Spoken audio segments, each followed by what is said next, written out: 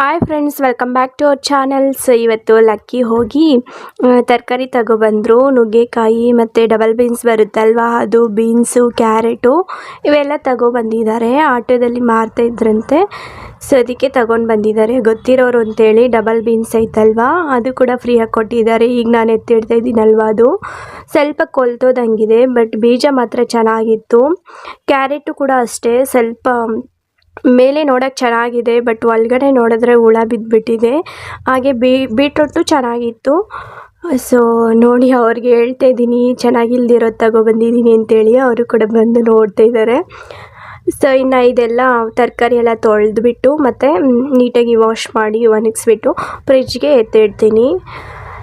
So ಹಾಗೆ ಅವರಿಗೆ carrot juice ಮತ್ತು ಬೀಟ್ರೂಟ್ ಜ್ಯೂಸು ಬೇಕಂತ ಹೇಳಿದ್ರು. ಸೊ ಅದು ಕೂಡ ಜ್ಯೂಸ್ಗೆ ರೆಡಿ ಮಾಡ್ಕೊಂಡಿದ್ದೆ ಸ್ವಲ್ಪ. ಇನ್ನು ಡಬಲ್ ಬೀನ್ಸ್ ಬಿಡಿಸ್ಕೊಂಡೆ, ನೋಡಿ ಎಷ್ಟು ಚೆನ್ನಾಗಿದೆ ಅಂತ. ಬೀಜ ಮಾತ್ರ ಚೆನ್ನಾಗಿತ್ತು. ಹಾಗೆ ಕ್ಯಾರೆಟೇ ಜಾಸ್ತಿ ವೇಸ್ಟ್ ಆಗಿಬಿಡ್ತು. ಲಾಸ್ಟಿಗೆ ಸಿಕ್ಕಿದ್ದು ಒಂದು 6 ಕ್ಯಾರೆಟ್ ಏನೋ ಸಿಕ್ತು ಅಷ್ಟೇ. ಬೀಟ್ರೂಟ್ ಮಾತ್ರ ಎಲ್ಲ ಚೆನ್ನಾಗಿತ್ತು. ಈಗ ತರಕಾರಿ ಎಲ್ಲ ತೊಳೆದ್ಬಿಟ್ಟು ಅಲ್ಲಿ ಇಟ್ಟಿದ್ದೀನಿ ಡ್ರೈ ಆಗೋಕ್ಕೆ. ಇನ್ನು ಬೀಟ್ರೂಟ್ ಜ್ಯೂಸು ನಮ್ಮ ಮನೆಯವರು ಸ್ವಲ್ಪ ಕುಡಿದ್ರು, ನಾನು ಸ್ವಲ್ಪ ಕುಡಿದೆ. ಇನ್ನು ಮಿಕ್ಕಿತಲ್ವ, ಅದನ್ನು ಕೂಡ ನಾನು ಫ್ರಿಜ್ಜಿಗೆ ಐಸ್ ಕ್ಯೂಬ್ ಮಾಡೋಕ್ಕೆ ಇಟ್ಟಿದ್ದೀನಿ.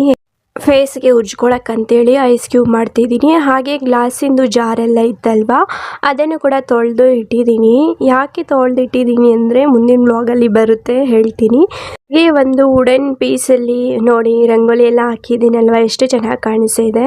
ಇನ್ನು ಟಾಮಿಗೂ ಕೂಡ ಊಟ ರೆಡಿ ಮಾಡ್ತಾಯಿದ್ದೀನಿ. ನಮಗೂ ಕೂಡ ಈಗ ಪಲಾವ್ ಮಾಡೋಣ ಅಂತೇಳಿ ಎಲ್ಲ ರೆಡಿ ಮಾಡ್ಕೊತಾ ಇದ್ದೀನಿ. ಫಸ್ಟು ಟಾಮಿಗೆ ಊಟ ಮಾಡಿ ಇಟ್ಬಿಡ್ತೀನಿ ಸೈಡ್ಗೆ, ಏಕೆಂದರೆ ಬಿಸಿ ಆರಬೇಕಲ್ವ, ಅದಕ್ಕೋಸ್ಕರ.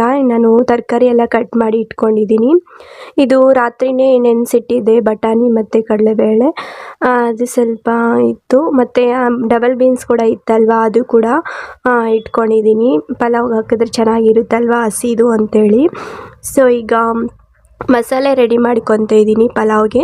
ಅದಕ್ಕೆ ಬೆಳ್ಳುಳ್ಳಿ ಮತ್ತು ಶುಂಠಿ ಒಂದು ಅರ್ಧ ಇಂಚಷ್ಟು, ಟೊಮೊಟೊ, ಈರುಳ್ಳಿ, ಚಕ್ಕೆ, ಲವಂಗ, ಕೊತ್ತಂಬರಿ ಸೊಪ್ಪು ಮತ್ತು ಪುದೀನ ಒಂದು ಸ್ವಲ್ಪ ಹಾಕ್ತಾಯಿದ್ದೀನಿ. ತೊಳ್ಕೊಬಂದು ಪಾಟಲ್ಲಿ ನಟ್ಕೊಂಡಿದ್ದೆ ಅಲ್ವಾ, ಅದು ಸ್ವಲ್ಪ ಕಟ್ ಮಾಡ್ಕೊಬಂದೆ. ಇನ್ನು ಈಗ ಚಕ್ಕೆ ಲವಂಗ ಹಾಕ್ತಾಯಿದ್ದೀನಿ. ಸ್ಪೈಸಸ್ ಎಲ್ಲ ಸ್ವಲ್ಪ ಕಡಿಮೆ ಹಾಕ್ಕೊತಾ ಇದ್ದೀನಿ.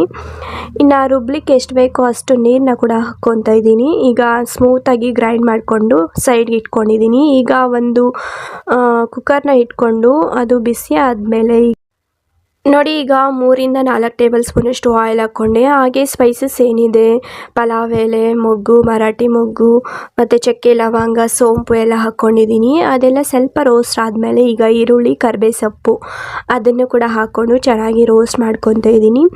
ಈರುಳ್ಳಿ ಚೆನ್ನಾಗಿ ಹಸಿ ವಾಸನೆ ಹೋಗೋವರೆಗೂ ಫ್ರೈ ಮಾಡ್ಕೋಬೇಕು. ಹಾಗೆ ಒಣಮೆಣ್ಸಿನ್ಕಾಯಿ ಹಾಕ್ತಾಯಿದ್ದೀನಿ. ಹಸಿ ಮೆಣಸಿನ್ಕಾಯಿ ಮನೇಲಿ ಇದ್ದಿಲ್ಲ, ಇನ್ನು ಮಳೆ ಬೇರೆ ಬೀಳ್ತಾ ಇತ್ತಲ್ವ, ಅದಕ್ಕೆ ಅಂಗಡಿಗೆ ಹೋಗೋಕ್ಕಾಗಿಲ್ಲ. ಸೊ ಅದಕ್ಕೆ ಒಣಮೆಣ್ಸಿನ್ಕಾಯಿ ಹಾಕ್ಕೊತಾ ಇದ್ದೀನಿ. ಹಾಗೆ ಟೊಮೊಟೊ ಕೂಡ ಹಾಕ್ಕೊತಾ ಇದ್ದೀನಿ. ಟೊಮೊಟೊ ಚೆನ್ನಾಗಿ ನುಣ್ಣಗೆ ಮೆತ್ತಗಾಗಬೇಕು, ಅಲ್ಲಿವರೆಗೂ ಫ್ರೈ ಮಾಡ್ಕೋಬೇಕು. ನೋಡಿ, ಈಗ ಚೆನ್ನಾಗಿ ಟೊಮೊಟೊ ಹಾಗೆ ಈರುಳ್ಳಿ ಚೆನ್ನಾಗಿ ಫ್ರೈ ಆಗಿದೆ. ಈಗ ತರಕಾರಿ ಕೂಡ ಹಾಕ್ಕೊತಾ ಇದ್ದೀನಿ.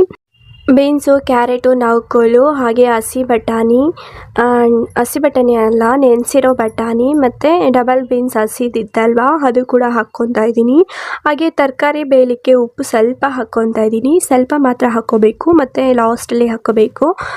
ಈಗ ಒಂದ್ಸಲ ಚೆನ್ನಾಗಿ ಮಿಕ್ಸ್ ಮಾಡಿಬಿಟ್ಟು ಒಂದು 5 ನಿಮಿಷ ಆದಮೇಲೆ ನಾನು ಹಾಕ್ಕೊತಾ ಇದ್ದೀನಿ ಮಸಾಲೆ ರುಬ್ಬಿದ್ನಲ್ವ, ಅದನ್ನು ಕೂಡ ಹಾಕ್ಕೊತಾ ಇದ್ದೀನಿ. ರುಬ್ಬಿರುವಂತಹ ಮಸಾಲೆ ಹಾಕ್ಕೊಂಡ್ವಲ್ಲ, ಅದು ಕಲರ್ ಚೇಂಜ್ ಆಗೋವರೆಗೂ ಹಾಗೆ ಹಸಿ ವಾಸನೆ ಹೋಗೋವರೆಗೂ ಈ ರೀತಿ ಚೆನ್ನಾಗಿ ಫ್ರೈ ಮಾಡ್ಕೋಬೇಕು ಎಣ್ಣೆಲೆ. ನೋಡಿ, 5 ನಿಮಿಷ ಮುಚ್ಚಿಬಿಟ್ಟು ಚೆನ್ನಾಗಿ ಬೇಯಬೇಕು ಅಂತೇಳಿ ಹಾಗೆ ಬಿಟ್ಟಿದೆ. ಈಗ ಚೆನ್ನಾಗಿ ಬೆಂದಿದೆ. ಈಗ ಈ ಲೋಟದಲ್ಲಿ ಒಂದು 2 ಲೋಟ ಅಕ್ಕಿ ಹಾಕ್ತೀನಿ. ಅದಕ್ಕೆ 4 ಲೋಟ ನೀರನ್ನ ಕೂಡ ಹಾಕ್ಕೊತಾ ಇದ್ದೀನಿ. ಸೊ ನೀರು ಚೆನ್ನಾಗಿ ಕುದಿಬೇಕು. ಈಗ ರುಚಿಗೆ ತಕ್ಕಷ್ಟು ಉಪ್ಪನ್ನ ಕೂಡ ಹೀಗೆ ಹಾಕ್ಕೋಬೋದು. ಹಾಗೆ ಅಕ್ಕಿ ತೊಳೆದು ಇಟ್ಟಿದ್ದೀನಿ. ಸೊ ತೊಳೆದಿರುವಂತಹ ಅಕ್ಕಿ ಚೆನ್ನಾಗಿ ಕುದಿಯೋವಾಗ ಹಾಕಬೇಕು. ಚೆನ್ನಾಗಿ ಕುದಿಯೋವಾಗ ಹಾಕಿದ್ರೆ ಅಕ್ಕಿ ನೆನೆಯಲ್ಲ. ಸೊ ಅದಕ್ಕೆ ಹೇಳ್ತಾ ಇದ್ದೆ. ನೋಡಿ, ಈಗ ಅಕ್ಕಿ ಕೂಡ ಹಾಕ್ಕೊಂಡಿದ್ದೀನಿ. ಹಾಗೆ ಒಂದು ಸರಿ ಚೆನ್ನಾಗಿ ಮಿಕ್ಸ್ ಮಾಡಬೇಕು, ಇಲ್ಲಾಂದರೆ ಅಡಿಗೆ ಬಿಡುತ್ತಲ್ವ, ಕೆಳಗಡೆ ಕುತ್ಕೊಬಿಡುತ್ತೆ ಅಕ್ಕಿ ಎಲ್ಲ. ಅದಕ್ಕೋಸ್ಕರ ಚೆನ್ನಾಗಿ ಒಂದು ಸರಿ ಮಿಕ್ಸ್ ಮಾಡಿ ಈಗ ವಿಸಿಲ್ಗೆ ಇಟ್ಟಿದ್ದೀನಿ. ಲಿಡ್ನ ಕ್ಲೋಸ್ ಮಾಡಿ ವಿಸಿಲ್ಗಿಟ್ಟೆ. ಟಾಮಿಗೂ ಕೂಡ ಊಟ ಆಯಿತು ಆ್ಯಂಡ್ ನಮ್ಮದು ಕೂಡ ಇನ್ನು ವಿಸಿಲ್ ಬಂದರೆ ರೆಡಿ ಆಗುತ್ತೆ. ಇದಕ್ಕೆ ಮೊಸರು ಬಜ್ಜಿ ಏನೂ ಮಾಡ್ತಾಯಿಲ್ಲ, ಸಾಂಬಾರು ಸ್ವಲ್ಪ ಇತ್ತು, ಹೆಸರು ಕಾಳು ಸಾಂಬಾರು, ಅದನ್ನೇ ಹಾಕ್ಕೊತೀನಿ.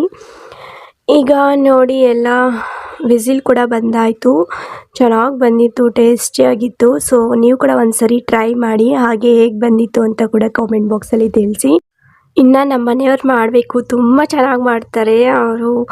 ಯಾವಾಗೋ ಅಪರೂಪಕ್ಕೆ ಒಂದು ಸರಿ ಮಾಡ್ತಾರಲ್ವ, ಎಷ್ಟು ಚೆನ್ನಾಗಿ ಮಾಡ್ತಾರೋ. ಯಾವಾಗಾದರೂ ಮಾಡಿದಾಗ ರೆಸಿಪಿ ಶೇರ್ ಮಾಡ್ತೀನಿ ನಿಮಗೂ ಕೂಡ. ಸೊ ಈಗ ಸರ್ವ್ ಮಾಡಿಕೊಂಡೆ ನೋಡಿ, ಚೆನ್ನಾಗಿತ್ತು ಪಲಾವು.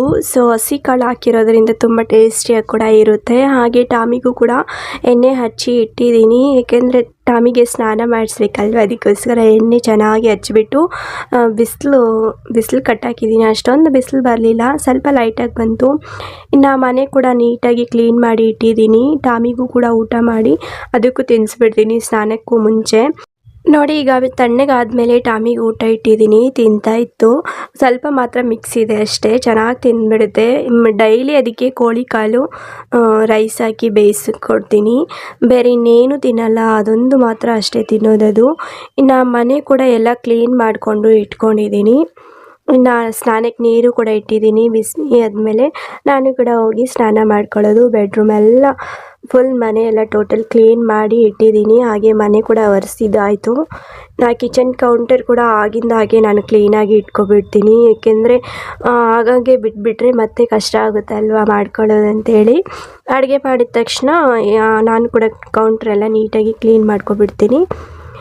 ಈಗ ನೋಡಿ ಸ್ನಾನ ಮುಗಿಸ್ಕೊಂಡಾದಮೇಲೆ ಪೂಜೆ ಕೂಡ ಆಯಿತು. ಸೊ ಪೂಜೆ ಹೇಗೆ ಮಾಡಿದ್ದೀನಿ ಅಂತ ಕಾಮೆಂಟ್ ಬಾಕ್ಸಲ್ಲಿ ತಿಳಿಸಿ. ಈ ಸರಿ ಹೂವು ತುಂಬಾ ಸಿಕ್ಕಿತ್ತು, ಅದಕ್ಕೆ ಒಂದು 3 ಸ್ಟೆಪ್ ಆಗಿಬಿಟ್ಟಿದ್ದೀನಿ. ವಾಯ್ಸ್ ಯಾಕೆ ಸ್ವಲ್ಪ ಚೇಂಜ್ ಆಗಿಬಿಟ್ಟಿದೆ, ಈಗ ವೆದರ್ ಹಂಗಿದೆ ಅಲ್ವಾ, ಅದಕ್ಕೋಸ್ಕರ ಹಾಗಾಗ್ಬಿಡುತ್ತೆ. ಈಗ ಮಧ್ಯಾಹ್ನ ಅಡುಗೆಗೆ ಮೆಂತ್ಯ ಸೊಪ್ಪು ಮತ್ತು ಬೇಳೆ ಹಾಕಿ ಮಾಡ್ತೀನಿ ಸಾರು. ಹಾಗೆ ಹಸಿಮೆಣ್ಸಿನ್ಕಾಯಿ ಸ್ವಲ್ಪ ತಂದಿದ್ನಲ್ವ, ಅದು ಕೂಡ ಚೊಟ್ಟು ಬಿಡಿಸ್ಕೊಂಡು ಫ್ರಿಜ್ಜಲ್ಲಿ ಇಟ್ಕೊತೀನಿ. ಸೊ ಯಾವಾಗ ಬೇಕೋ ಅವಾಗ ಯೂಸ್ ಮಾಡ್ಕೋಬೋದಲ್ವಾ. ಸೊ ಈಗ ನೋಡಿ ಮೆಂತ್ಯ ಸೊಪ್ಪು ತಂದಿದ್ನಲ್ವ, ಅದು ಕೂಡ ಸೊಪ್ಪು ಸಾರು ಮಸೊಪ್ಪು ಮಾಡೋಣ ಅಂತೇಳಿ ಬಿಡಿಸಿ ಇಡ್ತಾಯಿದ್ದೀನಿ. ಸ್ವಲ್ಪ ದೊಡ್ಡದೇ ಕಟ್ಟು ಬಂದಿದ್ದು, ಸೊ ಅರ್ಧ ಮಾತ್ರ ತೊಳೆದು ಹಾಕ್ಕೊತಾ ಇದ್ದೀನಿ. ಇನ್ನು ಮಿಕ್ಕಿದ ಸೊಪ್ಪು ಫ್ರಿಜ್ಜಲ್ಲಿ ಇಟ್ಕೊಂಡಿದ್ದೀನಿ, ಇನ್ನು ಯಾವಾಗಾದರೂ ಮಾಡ್ಕೋಬೋದಲ್ವ, ಇಬ್ಬರೇ ಅಲ್ವಾ, ಜಾಸ್ತಿ ಆಗುತ್ತೆ ಅಂತೇಳಿ. ಈಗ ನೋಡಿ ನಾನು ತೊಗರಿಬೇಳೆ ಮತ್ತು ಹೆಸರುಬೇಳೆನ ಹಾಕ್ತಾಯಿದ್ದೀನಿ. ಮೆಂತ್ಯ ಸೊಪ್ಪು ಸ್ವಲ್ಪ ಕಹಿ ಇರುತ್ತಲ್ವ, ಅದಕ್ಕೆ ತೊಗರಿಬೇಳೆ ಮತ್ತು ಹೆಸರು ಕಾಳು ಹಾಕ್ಕೊಂಡ್ರೆ, ಹೆಸರುಬೇಳೆ ಅಥವಾ ಕಾಳು ಯಾವುದಾದ್ರೂ ಹಾಕ್ಕೋಬೋದು, ಅದಕ್ಕೆ ಹಾಕ್ಕೊಂಡ್ರೆ ಚೆನ್ನಾಗಿರುತ್ತೆ. ಈಗ ಬೇಳೆ ಹಾಕ್ಕೊಂಡೆ ಮತ್ತು ಒಣಮೆಣ್ಸಿನ್ಕಾಯಿ ಹಾಕ್ಕೊಂಡಿದ್ದೀನಿ, ಉಪ್ಪು ರುಚಿಗೆ ತಕ್ಕಷ್ಟು ಹಾಕ್ಕೊಂಡೆ. ಹಾಗೆ ಟೊಮೊಟೊ 3 ಹಾಕ್ಕೊತ ಇದ್ದೀನಿ, ಹುಣಸೆಹಣ್ಣು ಸ್ವಲ್ಪ ಕಡಿಮೆ ಹಾಕ್ಕೊತೀನಿ, ಟೊಮೊಟೊ ಸ್ವಲ್ಪ ಜಾಸ್ತಿ ಹಾಕ್ಕೊಂಡ್ರೆ ಚೆನ್ನಾಗಿರುತ್ತೆ ಅಂತೇಳಿ 3 ಟೊಮೊಟೊನ ಹಾಕ್ಕೊಂಡಿದ್ದೀನಿ, ಚೆನ್ನಾಗಿ ಹಣ್ಣಾಗಿರೋದು. ಹಾಗೆ ಬೆಳ್ಳುಳ್ಳಿ ಕೂಡ ಸಿಪ್ಪೆ ಬಿಡಿಸಿ ಹಾಕ್ಕೊಂಡಿದ್ದೀನಿ. ಈಗ ಧನಿಯಾ ಪೌಡರ್ ಬರುತ್ತಲ್ವ, ಅದು ಮನೆಯಲ್ಲೇ ಮಾಡ್ಕೊಂಡಿರೋದು. ಸೊ ಅದನ್ನು ಕೂಡ ನಾನು 1-2 ಟೇಬಲ್ ಸ್ಪೂನಷ್ಟು ಹಾಕ್ಕೊಂಡೆ. ಇದು ಸಾಂಬಾರು ಮಸಾಲ ಕೂಡ 1 ಟೇಬಲ್ ಸ್ಪೂನಷ್ಟು ಹಾಕ್ಕೊಂಡಿದ್ದೀನಿ. ಹುಣಸೆಹಣ್ಣು ಸ್ವಲ್ಪ ಮಾತ್ರ ಹಾಕ್ಕೊತಾ ಇದ್ದೀನಿ, ಟೊಮೊಟೊ ಜಾಸ್ತಿ ಹಾಕ್ಕೊಂಡಿದ್ದೀನಿ, ಹುಣಸೆಹಣ್ಣು ಸ್ವಲ್ಪ ಹಾಕ್ಕೊಂಡಿದ್ದೀನಿ. ಈಗ ನೀರು ಸ್ವಲ್ಪ ಒಂದು ಅರ್ಧ ಚಮಚಷ್ಟು ಹಾಕ್ಕೊಂಡಿದ್ದೀನಿ. ಈಗ ಅಲ್ಲಿ ಕ್ಲೋಸ್ ಮಾಡಿ ವಿಸಿಲ್ಗೆ ಇಡಬೇಕಲ್ವ, ಸೊ ಅದಕ್ಕೆ ವಿಸಿಲ್ಗೆ ಇಡ್ತಾಯಿದ್ದೀನಿ. ಸ್ಟವ್ ಹಚ್ಬಿಟ್ಟು ಒಂದು 5-6 ವಿಸಿಲ್ ಕೂಗಿಸ್ಕೊಂಡ್ರೆ ಚೆನ್ನಾಗಿ ಬೆಂದಿರುತ್ತೆ. ಮೆಂತ್ಯ ಸೊಪ್ಪು ಕಡ್ಡಿ ಇರುತ್ತಲ್ವ, ಎಷ್ಟು ವಿಸಿಲ್ ಇಕ್ಕಿದ್ರೂ ಹಾಗೆ ಇರುತ್ತೆ. ಸೊ ಸೊಪ್ಪು ಮಾತ್ರ ಬಿಡಿಸ್ಕೊಂಡು ಹಾಕ್ಕೋಬೇಕು. ಎಳೆದು ಕಡ್ಡಿ ಇರುತ್ತಲ್ವ, ಅದನ್ನು ಹಾಕ್ಕೊತೀನಿ. ಒಂದು ವೇಳೆ ಚೆನ್ನಾಗಿ ಬೆಂದಿಲ್ಲ ಅಂದ್ಕೊಳ್ಳಿ, ಮಿಕ್ಸಿಗೆ ಹಾಕಿ ರುಬ್ಕೊಂಡ್ರೆ ಚೆನ್ನಾಗಿರುತ್ತೆ. ನೋಡಿ ಈಗ ಮಸಿಯೋದು ವಿಡಿಯೋ ಮಾಡ್ಕೊಂಡಿಲ್ಲ, ಮರ್ತೋಗ್ಬಿಟ್ಟಿದ್ದೀನಿ. ಸೊ ಈಗ ನೋಡಿ ಸೊಪ್ಪು ಸಾರು ರೆಡಿ ಆಯಿತು. ಲಾಸ್ಟಿಗೆ ಒಗ್ಗರಣೆ ಹಾಕ್ತಾಯಿದ್ದೀನಿ. ವೀಕ್ಲಿ ಒನ್ಸ್ ಆದರೂ ಮೆಂತ್ಯ ಸೊಪ್ಪು, ನುಗ್ಗೆ ಸೊಪ್ಪು ಈ ಥರ ತಿಂತಾ ಇರಬೇಕು, ಚೆನ್ನಾಗಿರುತ್ತೆ. ಹಾಗಲಕಾಯಿ ಈ ಥರ ತಿಂತಾಯಿದ್ರೆ ಆರೋಗ್ಯಕ್ಕೂ ತುಂಬ ಒಳ್ಳೆಯದು. ಇನ್ನು ಅಡುಗೆ ಎಲ್ಲ ಮುಗೀತು, ಇನ್ನು ನಮ್ಮ ಮನೆಯವ್ರು ಬಂದರೆ ತಿನ್ನೋದಷ್ಟೇ. ಒಗ್ಗರಣೆಗೆ ಎಣ್ಣೆ, ಸಾಸಿವೆ, ಕರಿಬೇವು ಮತ್ತು ಈರುಳ್ಳಿ ಒಗ್ಗರಣೆ ಕೊಟ್ಕೊತೀನಿ. ನಮ್ಮ ಕಡೆ ಎಲ್ಲ ಹಳ್ಳಿ ಕಡೆ ಎಲ್ಲ ಈರುಳ್ಳಿ ಒಗ್ಗರಣೆನೇ ಕೊಡೋದು. ಸೊ ಈಗ ನೋಡಿ ಮುದ್ದೆ ಕೂಡ ಮಾಡಬೇಕಿನ್ನು 2 ಮುದ್ದೆ ಮಾಡ್ಕೊತೀನಿ. ನುಚ್ಚು ಹಾಕ್ಬಿಟ್ಟು ಮುದ್ದೆ ಮಾಡ್ಕೊಳ್ಳೋದು. ಈ ವಿಡಿಯೋ ಇಷ್ಟ ಆದರೆ ಪ್ಲೀಸ್ ಲೈಕ್ ಮಾಡಿ, ಶೇರ್ ಮಾಡಿ, ಸಬ್ಸ್ಕ್ರೈಬ್ ಮಾಡಿ, ಹಾಗೆ ಬೆಲ್ ಐಕನ್ನ ಒತ್ತಿ, ನನ್ನ ಮುಂದಿನ ನೋಟಿಫಿಕೇಷನ್ ಬರುತ್ತೆ. ಸೊ ಮುಂದಿನ ವಿಡಿಯೋದಲ್ಲಿ ಸಿಗೋಣ. ಅಲ್ಲಿವರೆಗೂ ಬಾಯ್ ಬಾಯ್, ಟೇಕ್ ಕೇರ್ ಫ್ರೆಂಡ್ಸ್.